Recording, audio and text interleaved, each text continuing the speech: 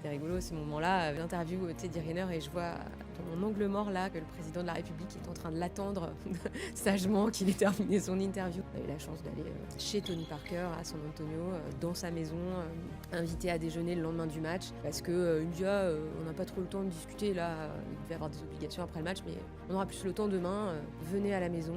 Et alors là, Tony Parker, star parmi Tu les ne stars. connaissais pas à ce moment-là. Où les images, chacun les a encore en tête, de mon plateau qui est ravagé par l'équipe de France de hand. Aujourd'hui, j'ai un peu plus de recul. Il y a quelques années, je pense que j'étais encore très marquée par ce moment parce que c'était vraiment pas comme ça que j'avais imaginé terminer mes jeux.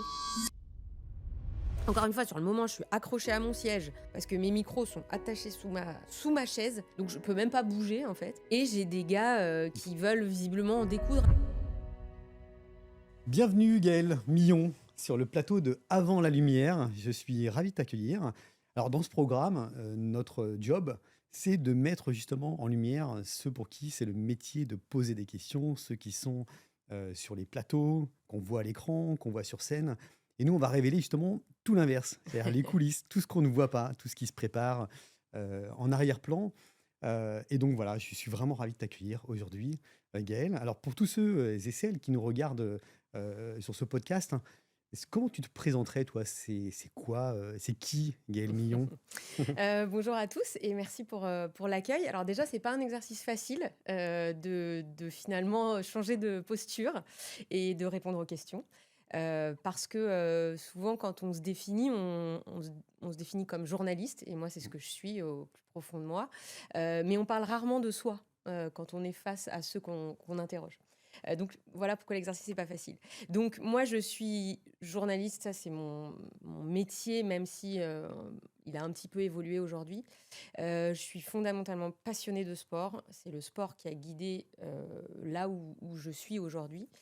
Et puis je suis une maman de deux garçons, dont je suis très fière. Voilà.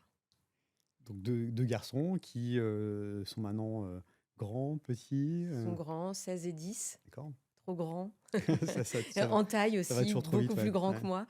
Voilà, deux garçons qui ont 6 ans d'écart et qui sont un duo incroyable que j'aime voir grandir malgré tout. Et deux enfants sportifs, bien sûr. Donc on parle de tes enfants, donc parlons un petit peu de toi, de ton enfance, parce que le sport, c'est important, et j'ai l'impression que dans ta famille, c'est important aussi. Donc ça t'a construit quelque part. Et qu'est-ce qui fait qu'à un moment donné, tu t'es dit, ben, je vais en faire mon métier du sport? Je pense que c'est vraiment un enchaînement de circonstances. Oui, une famille de sportifs, mais pas forcément pratiquants. Des amoureux du sport à la télé, de tous les sports et de basket. C'est le sport qui m'a construite et qui m'a fait faire mes premiers pas dans mon futur métier. Voilà, moi je viens de la région lyonnaise, donc mes parents sont des fans absolus du club de Villeurbanne. S'y sont rencontrés. Donc moi je suis un bébé Asvel, voilà. Et donc je vais voir les matchs de ce club depuis que je suis vraiment toute petite. Et de fil en aiguille, j'ai aimé. Déjà, je me suis attachée à ce club, j'ai aimé le suivre, j'ai aimé l'encourager. Et puis, au fil des années, j'ai aimé raconter des histoires autour de lui.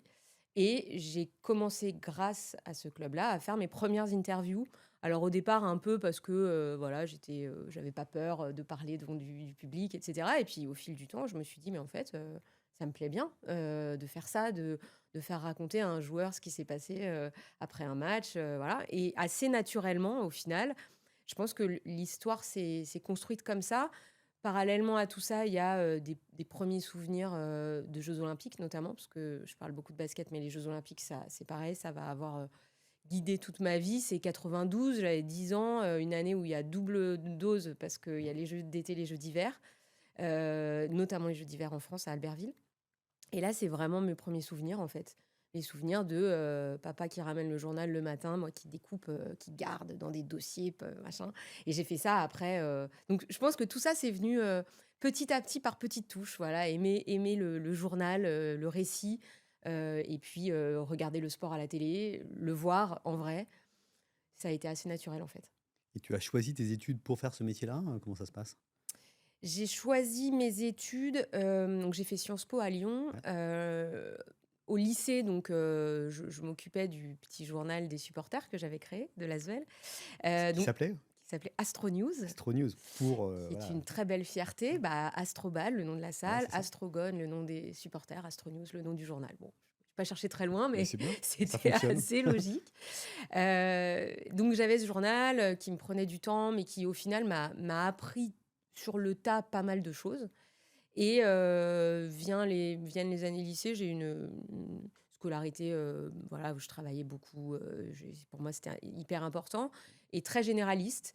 Et finalement, le fait de faire Sciences Po me permettait de rester dans un univers sans me spécialiser trop encore, parce que j'étais pas tout à fait sûre de moi. Et je pense qu'à 18 ans, j'avais pas encore en tête que c'était journaliste D'accord. que je voulais être, même si voilà, j'avais de l'appétence pour ces choses-là. Et le fait de faire 3 années à Sciences Po m'a complètement ouvert le champ des possibles et en même temps m'a permis de m'affirmer dans ce futur métier. Donc après, ça s'est fait naturellement, mais je pense que quand je rentre à Sciences Po, je suis pas encore dans ma tête, je me dis pas c'est ça que je veux faire. Ça vient au fil du temps. Tu as passé une partie de ta carrière, à l'équipe, quand même grande chaîne du Mmh. sport, français, plus de 10 ans, hein, je crois, 11 11, ans, c'est ouais. ça? Mmh. C'est quoi ton premier souvenir à l'équipe? Comment tu arrives à l'équipe, en fait, Donc au départ, je démarre, à la pige, hein, comme tous les copains. L'été 2005, on doit Ouais, être dans les affaires Armstrong, Tour de France, et cetera. C'est mes OK. premiers sujets. Au départ, je faisais des sujets, voilà, juste à la voix. Et l'équipe, finalement, ça devient, parce que quand j'arrive à l'équipe, pour le coup, je sors de mon école de journalisme où là, j'ai façonné bon, je sais que je veux être journaliste, mais je sais que je veux être journaliste dans le sport. D'accord. Et quand on arrive à l'équipe, bon, ben, alors à l'époque, c'était l'équipe TV, sur le câble et le satellite. Mmh. On n'était encore pas la chaîne du journal, hein, on était le truc qu'on cachait un peu derrière les. Voilà, qu'il ne fallait pas trop dire que le journal avait une chaîne. Mais néanmoins, c'est une chaîne sur laquelle j'ai tellement appris. Parce qu'on partait de rien, Ouais. on avait zéro moyen. On avait des idées, ok, on avait le droit de les mettre en œuvre, mais on avait rien pour le faire. Donc ça oblige à la débrouille, ça oblige à Ouais. trouver des solutions, ça oblige à l'entraide, au collectif. Et donc on apprend sur le tas, en fait, en permanence. Donc, donc voilà, l'équipe, c'est ça. C'est au début des sujets, je venais un jour, 2 jours, et puis un jour on m'appelle, on me dit bon bah demain, il nous faut un présentateur demain soir pour les journaux du soir. Tu fais un test le matin et puis tu démarres l'après-midi. Je dis mais si ça va pas, si ça se passe pas, non mais ça va bien se passer. Ah d'accord. Bon bah voilà, et puis c'est comme ça que tout a Donc commencé. premier Donc test à l'antenne? voilà, Ah, premier test à face l'antenne. caméra, OK. Bah j'ai dû faire un JT l'après-midi à Blanc et on m'a dit allez c'est bon vas-y. Un peu comme les enfants qu'on jette dans l'eau et on voit s'ils nagent. Bon, bah, voilà, j'ai pas coulé. Et à l'époque, donc il y a 20 ans, Ah, ça fait mal ça. Ça fait oh très pardon, mal. effectivement, oui, 2005, je fais les bons Mais calculs oui, rapidement, c'est c'est ça, ça. c'est ça. C'est pas si vieux, il y a 20 ans, Non, mais mais ça donc fait ouais, bizarre. 2005, la télévision et le sport qui plus est, c'est assez masculin à Mmh. l'époque. Comment toi tu vis les choses? Parce qu'il y avait pas beaucoup de femmes, Alors moi, présentatrices? je le vis très bien. Je me suis jamais posé cette question-là. En revanche, je sais que ça m'a fait avancer plus vite d'être une nana à cette Ouais, époque-là. Parce que, justement, les chaînes commençaient, à se dire, sous un peu la pression populaire, «Vous avez pas de filles dans ouais, vos rangs». Et moi, j'arrive, j'aime le sport, j'ai une formation de journaliste, j'aime bosser, je compte pas mes heures, et cetera. J'ai à peu près toutes les cartes en main pour pouvoir réussir, en fait. mmh, Et effectivement, l'équipe m'a donné ma chance et m'a donné ma chance très vite puisque je démarre à la pige, en l'été 2005. J'ai mon premier contrat, en CDD l'année d'après pour la coupe du monde de 2006 et je suis OK. embauchée en janvier 2007. Donc c'est hyper rapide dans le milieu. Donc moi, j'ai jamais souffert de ça et j'en ai profité, ouais. Dans ta carrière après, tu as connu un petit peu aussi le graal du sport. Tu parlais tout à l'heure des JO. Heu, Commenter les jeux olympiques quand on est, journaliste sportif, c'est quoi? Comment on vit ça? C'est Parce que un rêve éveillé, complètement, donc quand j'étais à l'équipe, j'en ai couvert pas mal. Alors mes tout premiers jeux, ils étaient à la radio, c'était Athènes 2004 OK, sur, Sport FM, pas BG, ouais. radio, parisienne, où je faisais des flashs là aussi, pareil un peu jetée dans le grand bain, sans trop savoir, ce qu'il allait m'arriver. Mais c'est mes premiers jeux, 2004 et à l'équipe donc couverture des jeux, mais souvent depuis Paris donc bon, à faire des émissions, à avoir des invités et cetera. C'est déjà hyper chouette parce qu'on on est quand même dans la couverture de cet événement. 2012, avec l'équipe, je vais à Londres, alors pas sur site, mais au Club France, qui permet déjà d'être au cœur de la fête et au cœur du réacteur. Tu reçois tous les athlètes. Ouais, Ouais. près des athlètes, etc. Donc on fait vraiment partie du truc. Et puis le Graal absolu, c'est Paris 2024 que j'ai eu la chance de couvrir là avec Eurosport, qui a été la chaîne que j'ai rejoint de façon ponctuelle quand j'ai quitté l'équipe. Et là, c'est un rêve éveillé, vraiment. J'ai passé 3 semaines mais magiques, vraiment. Cérémonie d'ouverture, une semaine au judo, une semaine au basket. Voilà, c'est exceptionnel. J'avais même beaucoup anticipé avant les Jeux en me disant attention, tu vas vivre ça une fois dans ta vie, quoi. Tu revivras Ouais. jamais ça, en fait, jamais. Et je m'étais dit la redescente, ça va être terrible. Il va me falloir des mois de thérapie pour me dire c'est fini. Et en fait, je l'avais tellement anticipé que j'ai pas eu le coup d'arrêt après. Je pense que je suis encore sur mon petit nuage tout là-haut d'avoir couvert ces Jeux. Ouais. Et justement, à Paris, tu es un peu à la maison, même si tu es plutôt lyonnaise, mais tu es à la maison, tu as vécu des moments très très forts. C'est quoi le moment vraiment, si on rentre on retourne un petit peu en arrière, c'est quoi le moment qui t'a fait vibrer pendant ces Jeux? Ça va être compliqué d'en trouver un seul, hein. Ouais, c'est ça. Ça va être compliqué d'en trouver un seul parce que j'ai eu la chance de vivre vraiment des compétitions incroyables. Alors déjà, le premier moment, c'est la cérémonie d'ouverture. Je crois que, alors ok, il pleuvait, C'est etc. ça. Mais c'était d'être au Trocadéro ce soir-là. C'était un rêve. C'était ma première cérémonie pour le coup. Mm. Donc les premières notes de Céline Dion en haut de la Tour Eiffel, j'en ai encore des frissons. Donc Euh, c'était bien elle en live. C'était bien Ouais, elle, d'accord. elle était là, c'était bien elle. Et après, donc j'ai eu la chance de suivre le judo. Le judo, il y a évidemment eu l'épopée Riner et Extraordinaire. le titre par équipe. En plus, on avait la chance avec Eurosport, comme on est détenteur de droits, les premiers, on était toujours les premiers à recevoir les athlètes une fois leur victoire ou défaite. Donc j'ai eu des larmes, j'ai eu de la joie, et puis j'ai eu Teddy Riner qui fait danser l'arena. Euh, voilà, On te voit d'ailleurs, je on crois, à me voit, l'antenne, ouais, la sur, première avec Teddy Riner. sur Ah, les images des confrères de France Télé. Je comment crois tu qu'ils vis ce ils moment-là? ont pas commuté assez vite. J'ai eu un nombre de messages quand j'ai rallumé mon téléphone. Je dis mais qu'est-ce qui se passe? Et la première réaction, c'est de me dire oh, j'espère que j'ai pas dit une bêtise parce que souvent Ouais. c'est un peu ça. Et en fait non, c'est ah on t'a vu, on t'a vu. C'était rigolo. C'était rigolo ce moment-là avec où j'interviewe Teddy Riner et je vois dans mon angle mort là que le président de la République est en train de l'attendre sagement qu'il ait terminé son interview. Donc je libère Teddy assez vite pour qu'il aille être félicité et puis il revient après. Donc ça, c'est effectivement un grand moment. Il y a les Jeux de Paris, c'est l'avènement Léon Marchand. J'ai eu la chance d'aller un matin au Calife à la piscine à Nanterre et franchement, croiser Léon Marchand, je sais pas, il se passait un truc. Il y a des gens qui dégagent quelque chose Ouais. et lui, c'était vraiment le Mm. monstre sacré de ces Jeux. Et puis après, bah, il y a bien sûr l'épopée de l'équipe de France, des équipes de France de basket puisque quand après les premiers matchs à Lille, ils sont revenus à Bercy et donc moi je fais toute la dernière semaine et le deal c'était avec les autres entités d'Eurosport, c'est on a le droit d'être dans le stade s'il y a l'équipe de France. Je m'étais dit ah, super, mais si jamais on se fait sortir trop vite, je vais voir 2 matchs et puis ça va être fini. Après je vais finir au canoë ou je sais pas où. Et ils ont été bons parce que j'ai eu un match par jour entre les filles et les garçons jusqu'au bout. Et ça c'est hyper chouette Ouais. parce que quand on aime ce sport, je pense qu'on a vécu une épopée aussi avec les filles et les garçons qui a été assez incroyable. Et bon, au final, face aux Américains pour les garçons, avoir en interview Stephen Curry, Ouais. Kevin Durant, bon, voilà, C'est c'est quand même pas n'importe quoi. Ouais, alors, c'est qui alors toi, t'as fait du basket ou pas? ouais j'ai joué au basket à D'accord. tout petit niveau, vraiment Et pour le fun et les copines, quoi. sont qui tes héros en basket? Bon, moi, je suis la génération Jordan. C'est comme ça que j'ai commencé à aimer le basket. Il y avait forcément des posters chez moi, mais moi, encore une fois, je suis une Villeurbannaise au plus profond de moi. Je suis en noir et blanc aujourd'hui, mais normalement, quand je parle de Villeurbanne, j'ai du vert quelque Normalement, part c'est sur vert, moi. c'est ça, ouais. Ouais, Les couleurs ont changé là récemment, toujours mais quand j'y vais, j'ai une touche de vert sur moi. Et moi, mes années, c'est les années de la Nérode, Alain Digbeu, qui a été mon idole parmi tous, quoi. Il le sait, hein, ouais. et je lui ai raconté souvent. Je lui ai dit, tu sais, j'avais des posters de toi partout dans ma chambre. Et tu les connais tous, donc alors non seulement à Mmh. l'Asvel évidemment, justement l'Asvel, Tony Parker, j'imagine qu'il est dans tes 06 dans ton téléphone.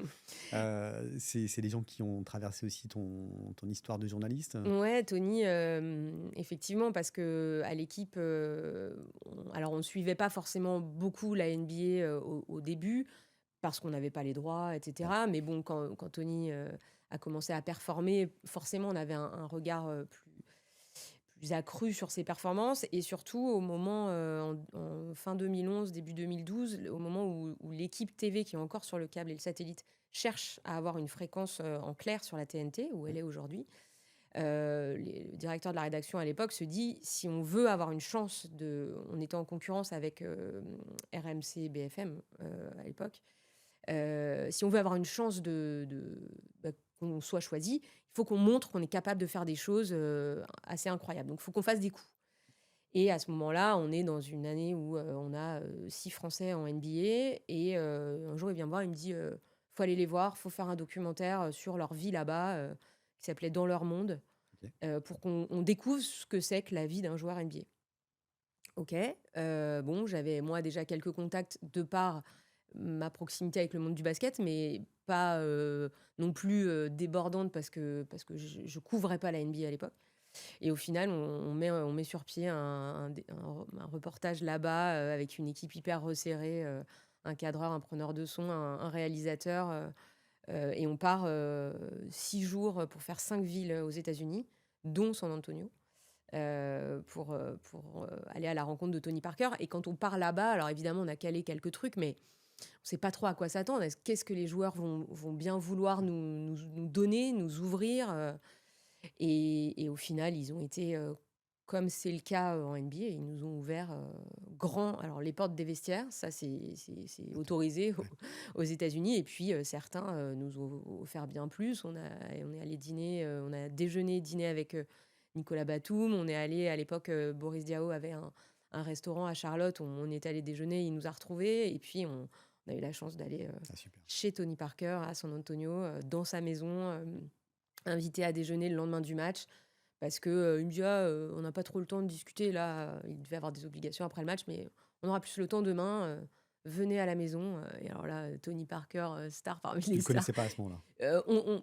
On se connaissait mais pas, OK, voilà, d'accord. pas bien. Et moi je me dis: «Mais il connaît pas l'équipe». Alors il savait qu'on était l'équipe, le journal, enfin le journal, la Ouais, télé, mais il nous connaissait pas plus que ça, quoi. Et en fait, ça on a ramené un documentaire, de 2 fois, 1 heure et demie on fait, je crois, sur les 5 villes, Portland, Charlotte, Dallas, San Antonio, voilà, incroyable. Parce que ça m'a permis de voir, ce qu'était aussi le basket là-bas et de me rendre compte qu'ils sont à des années-lumière de nous, encore aujourd'hui. ouais. Moi, ce qui m'intéresse aussi, c'est donc toi, tu es dans la lumière, à travers la télévision notamment. C'est de savoir aussi, il y a Gaëlle Millon. Gaëlle Millon s'est construite avec plein de personnes autour d'elle. On parle évidemment du basket et des basketteurs. Mais est-ce qu'il y a d'autres personnes qui ont compté dans ta vie, qui ont fait ce que tu es aujourd'hui, la femme que tu es, la journaliste que tu es, et qui te permet voilà, de passer comme ça à l'antenne, d'avoir ce courage quelque part. Il faut aussi avoir du courage pour faire ça. Ouais, je pense qu'il y a un caractère au départ. Je pense que souvent, j'en parle avec ma maman parce que mes parents sont assez discrets, et souvent ils me disent: «Mais je sais pas d'où tu tiens cette Ouais, aisance, face au public». Et en fait, ma maman avait un frère, passionné de sport, de l'Olympique Lyonnais notamment, et qui lui était un peu comme ça. C'est-à-dire qu'il allait à la fin des entraînements voir les joueurs, discuter, et cetera.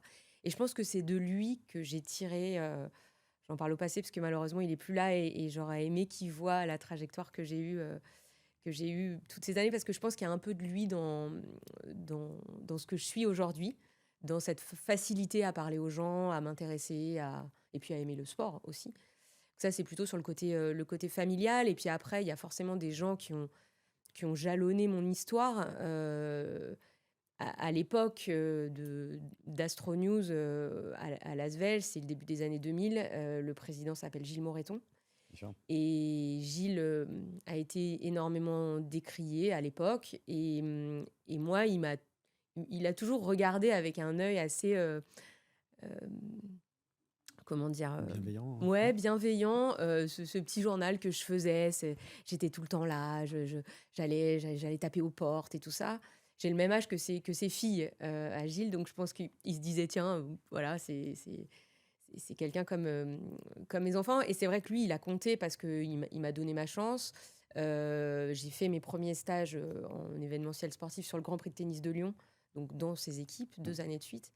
Il est aujourd'hui président de la Aujourd'hui président fédération de de la tennis. Fédération française de tennis.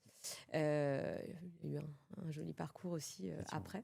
Donc voilà, lui fait partie de ces gens qui ont compté. On parlait de Lyon à la radio. Eric Garcia, qui aujourd'hui travaille à l'Asvel, mais qui à l'époque travaillait à Lyon Sport. Quand il a vu que je faisais ces interviews et tout, un jour, il m'a dit, mais tu veux pas venir commenter les matchs à la radio avec moi? Et donc j'ai commencé aussi à faire de la radio avec lui. Donc ça, voilà, c'est des petits jalons. Et puis après, il y a ces gens qu'on écoute. Et ça me fait rire parce que je l'ai croisé il y a 3 jours à un événement avec le Stade Rennais. Éric Bénard qui commentait les matchs de basket. Sa voix, c'était le ralliement du samedi après-midi devant le match à 14h sur Canal. Donc à lui, et puis il y a évidemment Nathalie Yanetta, que j'ai aimé écouter, que j'ai aimé rencontrer, que j'avais rencontré pour mon mémoire de fin d'études, et que j'aime encore aujourd'hui dans sa façon de raconter les histoires, même si voilà, elle a pris des responsabilités, qu'on la voit moins, enfin on la voit plus à l'antenne, on l'entend encore un petit peu à la radio. C'est une des premières femmes qu'on Ouais, voyait à l'une des l'antenne, premières sur avec Canal+, Marianne Mako, C'est ça, ouais. Marianne Mako sur le foot, avec Céline Géraud. Elle a ouvert la Voilà, porte. c'est les pionnières et qui s'en sont hyper bien sorties et qui nous ont ouvert un peu la voie, quoi. Qui nous ont montré que c'était possible. Même si moi, je me suis jamais dit pas de femme, donc c'est pas possible. Je n'ai pas ce souvenir-là. Et justement, aujourd'hui, quel conseil tu donnerais à une femme qui voudrait faire ce métier de journaliste sportive, une femme ou... Alors, de toujours croire en soi. Je pense que pour travailler dans le sport, il faut avant tout être passionné de sport. Ça se voit très vite quand vous aimez pas ça. Et dans le sport, ça pardonne pas parce qu'en fait, c'est l'un des rares domaines où les gens qui nous regardent sont plus experts que nous. Les gens qui regardent le sport, c'est pas des gens qui n'aiment pas le sport. Quand vous regardez un journal télé, tout le monde n'est pas spécialiste en économie, en politique, en truc. Le gars qui regarde une émission de sport, il aime le sport, il connaît le sport. Donc on n'a pas le droit à l'erreur. Et encore moins quand on est une femme, c'est une évidence. Donc, quand on est passionné, qu'on aime ça, qu'on n'a pas peur de travailler le week-end, la nuit, un peu en décalé, parce que le sport, c'est souvent... voilà. Bon, le métier a changé, mais je pense que ceux qui en veulent, et c'est vrai pour les garçons, hein, moi j'ai un garçon qui aimerait bien faire ce métier, je lui dis, tu sais, si t'aimes ça et que tu montres que t'as envie, je pense qu'il y aura de la place, toujours. C'est très technique, ça nécessite effectivement de connaître Ouais. les événements sportifs du passé sur le bout des doigts, les mais athlètes. comme c'est une passion, Ouais. c'est toujours hyper chouette. Moi, quand j'ai préparé les Jeux de Paris, où je me suis dit, parce que jusqu'à quelques semaines avant, je ne savais pas les sports que j'allais couvrir. Donc je me suis dit, et n'étant pas titulaire à Eurosport, je savais que potentiellement je pouvais avoir Du surf. du surf. Le surf, c'était C'était loin, c'était donc loin, je mais savais voilà. que j'irais pas C'est vrai couvrir que le surf. Mais du canoë, du VTT, des sports que je suis pas au quotidien, faut être honnête. Et donc, je préparais des fiches sur des gars qui sont même pas allés au jeu. Mais bon, je me rassurais. Et en fait, je découvrais leur histoire par la même occasion. Et ça, c'est quand même hyper chouette de découvrir le parcours des sportifs qui se préparent pour cet événement-là. C'était génial. Et là, j'ai eu encore cette expérience-là sur les Jeux de Milan-Cortina cette année, où j'apprends assez tardivement que je fais partie de l'équipe qui va suivre ces Jeux. Et là, je me dis, mais attends, mais le ski, tu regardes de temps en temps, hein, mais je suis incapable d'avoir en tête les palmarès, les pédigrés de chacune des skieurs, skieuses que je vais avoir sous mes yeux. Sauf qu'à aucun moment, il faut qu'on s'en rende compte, parce que le public d'Eurosport qui regarde les sports blancs, on appelle les sports blancs, eux, tout l'hiver, ils ont vu toutes les courses. Donc, si toi, t'arrives et que la gagnante, tu la connais pas, ça va pas le faire, quoi. Donc là, il y a un boulot de préparation monstrueux et un accompagnement d'Eurosport aussi qui a été fort, parce que les équipes autour qui, elles, avaient l'habitude de suivre ça. Je savais que je pouvais sans aucun problème leur dire: «Attends, lui là, tu rappelle-moi, machin» et voilà, mais c'est sûr que, ça demande énormément de préparation, mais c'est pas fastidieux parce que quand on aime le sport, c'est chouette de s'intéresser à tous ces gens. Justement, il y a tout ce travail de préparation, on prépare les fiches des athlètes, des équipes, mais la préparation avant de monter sur scène ou avant de monter, de rentrer, face caméra comme ça, qu'est-ce que tu fais? Tu as un petit griri-gris, une méditation, une prière, Non, j'ai pas de petit gris-gris. Alors j'essaie de répéter les premières phrases que je vais dire, alors soit à l'antenne, soit, face à une scène puisque maintenant, j'anime énormément d'événements. Et en fait, j'ai toujours le trac, toujours la jambe qui tremble avant de rentrer sur une scène et je me dis que le jour où je l'aurai plus, ce sera peut-être un jour où je serai moins prête et où il faudra que je commence à me poser des questions. J'ai pas de rituel, j'ai pas de truc où je me dis: «Ah, j'ai pas fait ça, ça va pas bien se passer». Mmh. Pourquoi? Parce que je sais que chaque événement, je l'ai préparé et qu'en fait, il peut pas m'arriver grand-chose à moi. Il peut y avoir un micro qui marche pas, il peut y avoir, une musique qui part pas, il peut y avoir un intervenant qui perd ses mots. Mais je me dis: «Moi, j'ai préparé ce truc-là». Les gens, je les connais, le conducteur, j'ai même pas besoin de l'avoir, sous les yeux parce qu'en fait, je l'ai tellement travaillé que donc je me dis et puis encore une fois, bon, je dis souvent, hein, on sauve pas des vies donc ça va aller quoi. Mmh. Il se passe un truc, on sourit, on explique aux gens et puis on repart quoi. Donc j'ai pas de voilà, j'ai pas d'angoisse, mais j'ai toujours le trac. Parce que j'ai envie que ça se passe bien mais je pense que la préparation est la clé de tout. Si le truc est préparé, il peut pas nous arriver grand-chose. On va parler de l'événementiel après. J'ai une petite question, l'équipe, souvenir de l'équipe, heu, parlons un petit des pires moments de l'équipe. Moi, j'en ai un en tête, tu vas voir si on a le même. C'était quoi ton pire moment, de journaliste à l'antenne? Qu'est-ce que tu as vécu, Alors le temps a passé et l'histoire se raconte sans doute différemment aujourd'hui, par rapport à ce 12 août, 2012, je crois OK. que c'était ça la date. Londres? Clôture des Jeux de Londres où, bah, les images, je pense que, chacun les a encore en tête de mon plateau qui est ravagé par l'équipe de France de hand. Aujourd'hui, j'ai un peu plus de recul. Il y a quelques années, je pense que j'étais encore très marquée par ce moment parce que c'était vraiment pas comme ça que j'avais imaginé terminer mes jeux.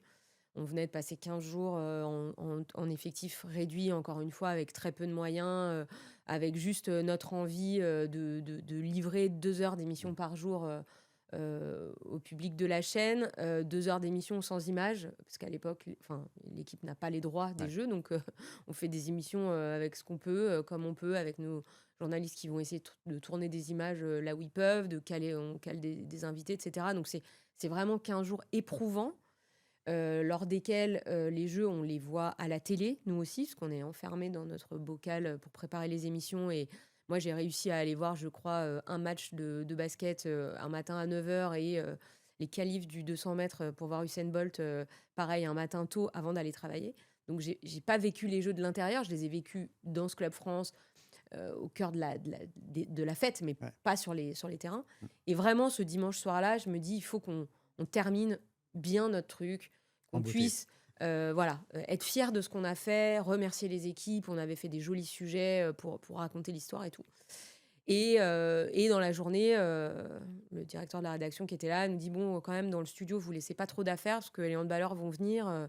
Et 4 ans avant, à Pékin, ils avaient déjà un peu Ah oui, d'accord, ils malmené sont le plateau civilistes. de Canal. Alors les versions varient, les handballeurs disent: «Oui, on nous a dit de venir, un peu, démonter le studio», je dis: «Alors c'est pas moi qui vous ai dit ça les gars, je pense, parce que j'avais vraiment pas envie de ça». Et surtout à l'époque, il y avait une petite guerre entre le journal et Claude Onesta, le sélectionneur de l'époque, après un Euro que le journal avait estimé qu'il avait été raté en janvier d'avant. Et Claude Onesta avait manifestement quelques comptes à régler avec nos collègues du journal. Sauf qu'à l'époque, nous, la télé, les petits journalistes de la télé, on n'avait aucun lien avec les journalistes du papier. Ouais. Donc c'est-à-dire que nous, c'était pas notre histoire en fait. Et bon bah là devant C'était le même logo. c'était le même logo, on était dans les mêmes, enfin voilà, on avait les mêmes couleurs. Les journalistes de l'équipe étaient sur la terrasse au-dessus du petit bocal dans lequel on faisait ces émissions.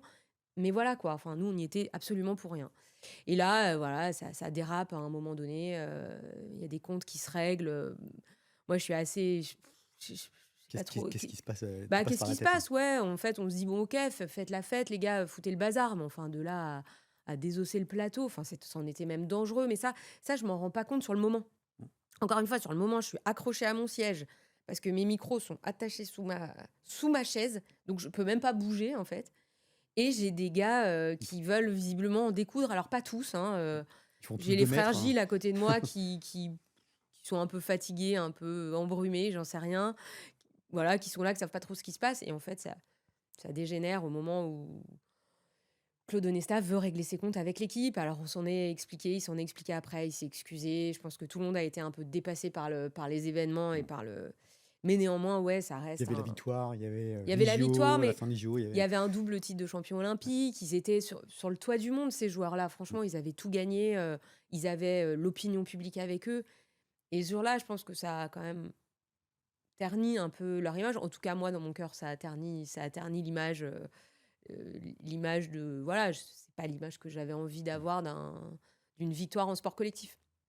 C'est dommage. Donc, oui, c'est sans doute le pire moment. Et c'est vrai qu'après, on a fait les journaux de 13h et de 20h du lendemain sur France 2. Moi, j'avais dit: «Non, je veux pas revenir là-dessus» parce que pour moi, ça avait été marquant et blessant forcément. Alors, encore une fois, ils se sont excusés. Claude Onesta est venu s'excuser en direct à la rentrée, sur mon plateau.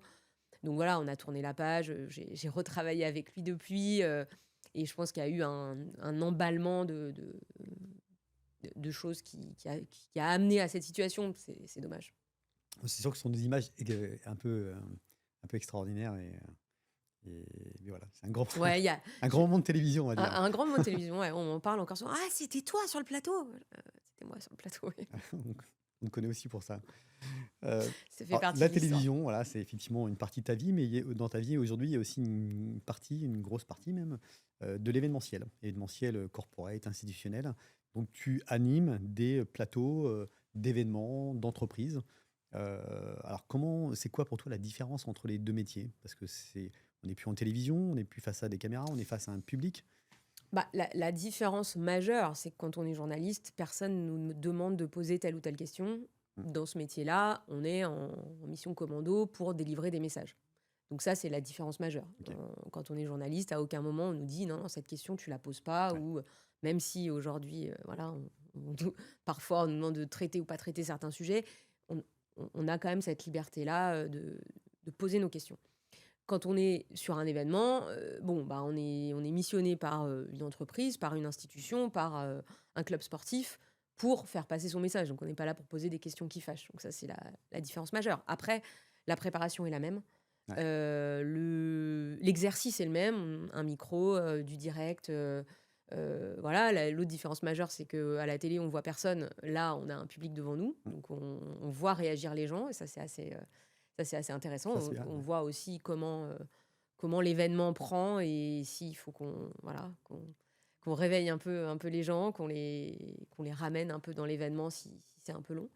Voilà, mais c'est une continuité en fait, hein. Je pense que s'il n'y avait pas eu, le plan de départ, massif à l'équipe, en 2000, début 2016, j'y serais sans doute encore parce que quand on aime le sport et qu'on a la chance d'être en CDI dans, l'unique groupe sportif, en France, bah, on se pose pas trop la question de s'en aller, quoi. Là, bon, plan de départ, la chaîne se réorganise. Je me pose la question puisque moi, mon poste est supprimé. On me propose de rester, mais à une position d'encadrement, j'ai, 2016, j'ai 34 ans, je me dis: «Non mais non, en Ouais. fait, je Tu je fais me du vois terrain, quoi. pas, Mmh. rester enfermée dans un bureau, ne plus être au contact des sportifs et manager des gens qui étaient mes collègues.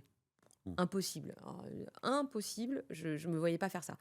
Et donc voilà, l'idée fait son chemin et je me dis: «Bah, en fait, j'ai peut-être fini mon aventure à l'équipe» et Dieu sait que j'ai aimé ce média, mais peut-être que c'est le temps de t'en aller avant d'entrer dans un truc qui va pas être génial, quoi. Tu viens avec une carte de visite, hein, sur l'événementiel, Ouais. Mmh. d'entreprise. On te choisit pourquoi? Pour, ton côté sportif ou ton côté journalistique? Quel type d'événement tu fais en fait, Un ce peu quel les type 2. d'événement? Alors, j'ai encore beaucoup d'événements où il y a une pointe de sport quelque part, OK, soit, un événement corporate, avec un sportif de haut niveau qui vient parler et où on se dit: «Il faut que ça soit, une journaliste ouais, qui connaît le sport qui l'interroge», soit c'est du 100 sport, spectacle, je dirais, pour animer, un événement sportif ouais, ou, pour, un ministère, pour, une institution où vraiment on est dans des sujets plus techniques et on parle des équipements sportifs, on parle du dopage, ce genre de choses. d'accord. Voilà, après on vient me chercher pourquoi? Bah, je pense que mon passage à l'équipe a marqué les gens parce qu'encore aujourd'hui on me dit: «Ah mais vous êtes à l'équipe?» Non, ça fait 10 ans que je suis partie, mais c'est Ouais, bien si vous vous en non, mais c'est bien, rappelez. ça marque. Voilà, je pense que le fait de rester encore à la télé aujourd'hui, c'est important aussi, pour l'image, hein. C'est souvent les gens, ils cherchent des gens qui passent à la télé. Alors, on me voit moins, mais voilà, je garde quand même une petite présence de temps en temps. Et puis j'espère que les gens viennent me chercher parce qu'ils se disent, qu'ils sont en confiance, au moment où ils me confient les Mmh. clés de l'événement. Parce que voilà, je pense que j'ai une expérience aujourd'hui que je peux le mettre à profit et que je peux leur donner pour réussir leurs événements. C'est quoi l'événement qui t'a marqué, justement, Si je devais en retenir un, ce serait l'annonce du relais de la flamme, du parcours du relais de la flamme pour les Jeux olympiques à la Sorbonne, en juin, 2023, où là, il y a tout qui se mêle. C'est-à-dire, un événement d'envergure, un événement attendu et les Jeux. Et le fait qu'on m'ait fait confiance sur ouais, cet événement-là, c'était déjà hyper chouette et ça a été vraiment un beau moment qui était un peu le coup d'envoi des festivités de ouais, ce ça, relais de la on lance la flamme fête, qui quoi, a ouais. été, je pense, l'une des choses qui a été les plus réussies pour ces Jeux de Paris. Sur la montée en puissance de l'engouement et de l'engagement des gens. Et même question que pour la télévision, quand parce que là, on monte sur scène, il y a peut-être, 100 personnes, mais il y en a peut-être 3000.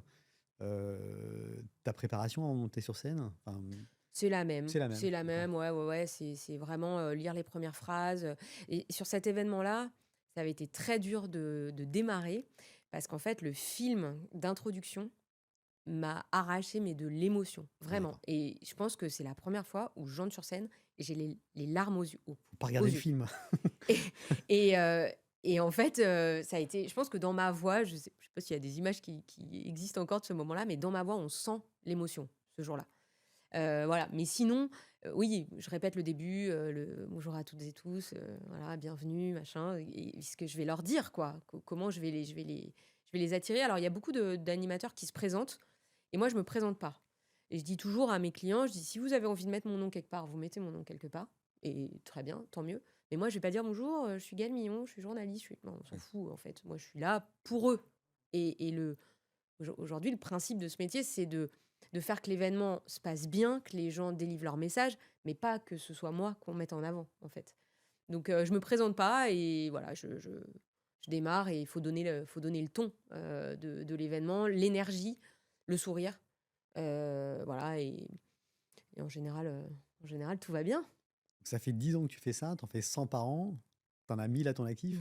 Pas Quasi non, loin, ouais, je sais pas, faudrait mais que je compte peut-être pas vraiment, tous mais les ans, il ouais, faudrait que je compte parce qu'il y a quand même une année covid au milieu où ouais. ça a été, cette année-là a été compliquée Donc quand même. beaucoup d'expérience, c'est quoi l'événement que tu qui manque à ton palmarès aujourd'hui? Qu'est-ce que tu aimerais faire comme type d'événement? Pour quelle entreprise? Qui tu aimerais interviewer? Il y a peut-être un CEO, un PDG, que tu aimerais interviewer en particulier dans une grande entreprise? Non? Voilà. Tu t'es jamais posé la C'est sûr question? que je pense que ce qui me manque aujourd'hui, c'est peut-être justement, tu parles de grandes entreprises, c'est d'avoir heu, un client un peu récurrent, avec Ouais, lequel, je peux construire des choses et on peut aujourd'hui, ce que j'aime faire, c'est, animer, oui, c'est sûr, c'est la cerise sur le gâteau, les lumières s'allument, c'est super, c'est mmh, génial. Mais tout le travail en amont, quand j'ai la chance de pouvoir le démarrer du début avec un client, ça, c'est hyper chouette parce que j'amène autre chose, j'amène tout ce que j'ai appris à l'équipe sur le côté rédaction en chef, ouais. quelle image, à quel moment, quel invité, qui prend la parole, et comment on fait que cet événement-là, quand les gens sortent, se disent: «Ah, c'était vachement bien, on n'a pas vu le temps passer». Ça, c'est l'objectif, parce que souvent les conventions de boîte, quand tu vois le conducteur au début, tu dis: «Comment on va les tenir, attentifs jusqu'au bout?» Et moi, j'adore ça maintenant, leur dire: «Non mais on écoutez-moi, on va essayer de faire autrement. ça, c'est la suite de ma carrière, je pense. Ce week-end, dans l'équipe, justement, il y avait la date de péremption des femmes qui, après 50 ans, disparaissent des écrans télé dans le sport. Ouais. Bon, j'en suis encore pas là, mais je me dis, je ne veux pas subir ce moment. Je veux pas arriver à un moment où on va me faire comprendre que je suis trop vieille. Il faudra que j'ai anticipé ça pour continuer à faire ce que j'aime, un peu différemment peut-être. Mais Ça, c'est toujours vrai, ça. Et, bah, c'est la vérité. Hein. Aujourd'hui, dans le dans les sport, stats, ouais, ouais. il y a plus de femmes au-dessus de 50 ans. Je parlais de Nathalie Yanetta, je fais plus d'antenne. Alors, c'est un choix de carrière. Elle a pris des fonctions importantes, etc. Mais voilà, Céline Géraud est plus là. Estelle Denis fait plus de sport. Il y a toujours Nathalie Saint-Cric, par exemple. Alors, c'est pas Ouais, du mais elle fait sport, pas de mais. sport. Dans le sport, il n'y a Ah non, pas ah, de d'accord, dans femme. le Il y a, sport, ouais. il y a une, la journaliste qui interviewe sur France 2 au rugby, est un petit peu plus âgée, mais c'est tout. Donc, Ok. donc voilà, là-dessus, alors que des hommes plus âgés, il y en a encore plein. Alors moi, je crie pas au scandale, etc. C'est juste un fait, c'est comme ça. Ouais, effectivement, c'est comme ça. Donc, j'espère que les lignes vont bouger et qu'on va réussir à se dire, bah, on n'est pas complètement has-been et tout ça. Mais moi, je veux surtout pas subir ce moment. Je pense que ça doit être terrible de se dire, bah ça y est, je suis foutu, quoi. Faut que je fasse autre chose. Donc, il faudra que je l'anticipe et je l'anticipe déjà avant. Aujourd'hui, en tout cas, en essayant de diversifier un peu et de pas être juste celle qui Ouais. prend le micro quand la lumière s'allume. Vraiment d'avoir un rôle en amont en me disant, bah, ça, je pourrais toujours le garder. Bon, le message est lancé pour les annonces événementielles, entre autres. Effectivement, bah, merci beaucoup pour tout ce partage, Gaël. Aujourd'hui, il y a une question qu'on pose à tout le monde dans ce programme. C'est pour toi, c'est quoi? Alors, c'est pas forcément. Je prépare la question quand même. C'est pas forcément la question la plus simple. Peut-être que tu n'es pas préparé à cette question. C'est quoi pour toi être sous la lumière, dans la lumière? Je pense qu'il y a un petit côté qui touche l'ego quand même. Je pense que tout à l'heure, on parlait de comment je suis arrivée là. Je pense qu'il y a un moment où, où t'aimes quand même prendre cette lumière. Être dans la lumière, c'est aimer ça quand même. Je veux dire, quand tu as peur, que tu n'as pas confiance, c'est très difficile d'aller parler aux autres. Mes enfants me disent des fois, mais maman, comment tu fais pour parler à tous ces gens? Et en fait, je me suis jamais posé cette question. Il y a un truc un peu, je pense, naturel chez moi de j'ai pas peur de. En fait, ce que je dis toujours, c'est qu'est-ce que tu risques? Qu'est-ce que tu risques? D'aller voir les gens, d'aller parler aux gens. Et prendre cette lumière, ouais, c'est finalement valider, valoriser cette confiance que je pense toujours eu en moi. Et il y a une petite part d'ego, oui, quand tu arrives sur scène, il y a une petite décharge d'adrénaline là qui fait que tu te dis, bah, je me sens à ma place, quoi. Je me sens bien là où je suis.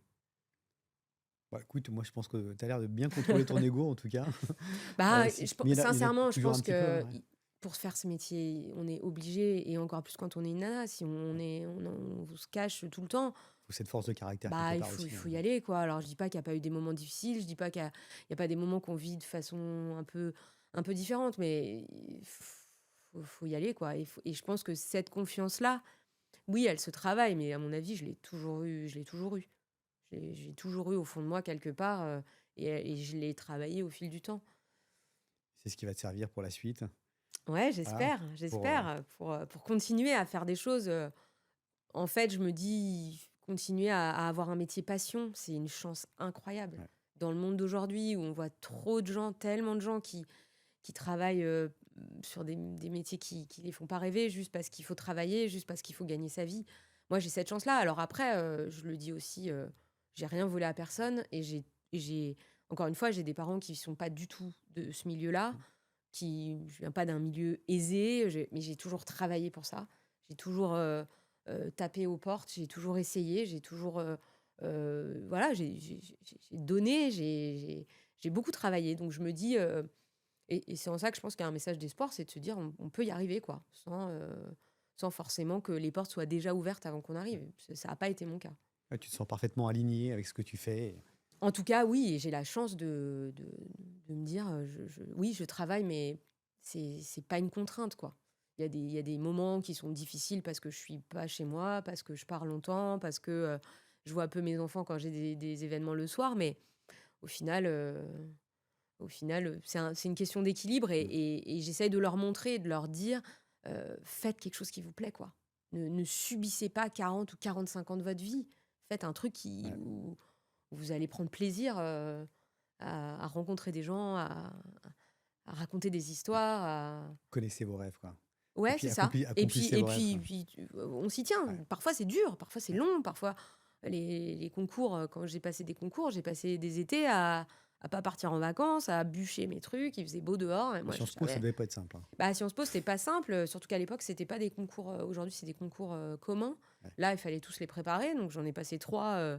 Bon, bah, voilà, c'était pas les mêmes, programmes, pas les mêmes bouquins à lire. Les écoles de journalisme, pareil. Mais bon, bah, voilà, je voulais y aller, quoi. Donc j'ai fait ça pour ça et je suis heureuse d'y être arrivée. C'est ce que je leur dis aujourd'hui, offrez-vous le choix et la possibilité de faire ce que vous aimez. Je suis ravi, j'en connais davantage sur Gaël Millon. Merci beaucoup de Bah, cet échange, merci de ce partage. pour ces questions. Je te souhaite le meilleur pour la suite et avant que la lumière ne s'éteigne, je tiens vraiment aussi à remercier toute l'équipe qui est derrière. Il y a évidemment Alice qui est avec nous. Il y a Eva aussi qui prépare en production. Ange qui est derrière là-bas dans les coulisses, derrière les écrans. Merci encore une fois, Gaël. Et puis, C'est un sport collectif, en fait. exactement. Et voilà, moi je suis juste là à poser des questions, mais il y a beaucoup de monde derrière. Merci beaucoup. Et puis plein de bonnes choses encore une fois. Merci beaucoup. Merci pour l'invitation.